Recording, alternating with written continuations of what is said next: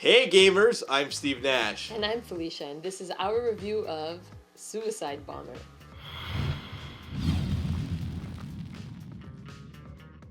In Suicide Bomber, players are trying to recruit people to blow themselves up. In the box, you'll find a deck of bomb cards, which contains all these cards representing bombs and special abilities. A deck of city cards will represent buildings and people which will form the playing area. And red tokens, which are used to keep track of time left on bombs. Here's how you'll set up the game. Shuffle the deck separately and place them within reach of both players.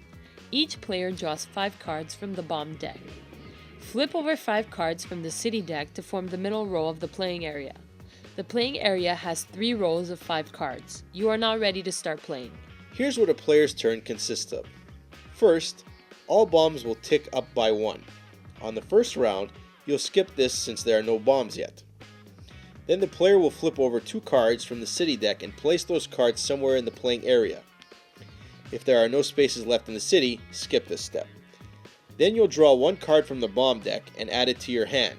Once that's done, you may move 2 people cards within the city to an adjacent spot or swap 2 cards. You can only do this with people cards and not building cards.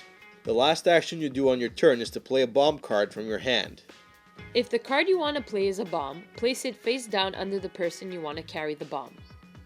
The edge of the card should stick out on your side to indicate that the bomb is yours. If the card is not a bomb but an action, it has no threshold number or explosive arrows. Just follow the directions on the card and then place it in the discard pile. Buildings, security cards, and a few people cards can't carry bombs. People who cannot carry bombs will say so. At the beginning of each turn, all bombs in play will tick up and receive a time counter. Each player then checks their bombs to see if any have as many of the counters as the threshold number listed on the bomb card. When a bomb reaches its threshold, it blows up, taking the carrier and probably some of the surrounding cards with it. When a bomb blows up, flip it face up so that it is readable by the player who played it. Any people or buildings in the spaces indicated by the explosion arrows on the bomb are blown up. The bomb and the person card that carried it are placed in the discard pile. No one scores points for the bombers. The game ends when there are no more cards left in the city deck. Complete that final round and then each player adds up the point values of all the cards they blew up. The highest scoring player wins the game. It's a fun, fast-paced game for 2 players to enjoy.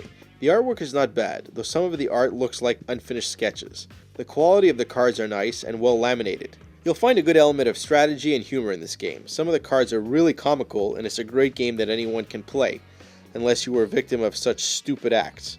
Actually, the company who makes this game also wrote a comment on the back of the box concerning these useless acts of violence. The rulebook can always use some work, but if you're into fast-paced card games, you should give this one a try. We're giving it 7.5 on 10. In Suicide Bomber, players are trying to recruit people to blow themselves up in the box. Oops. I removed the punctuation there. Yeah, I know, I saw that. Boom! This box is the bomb. Fuck you, corporate America. Harry Potter fan club.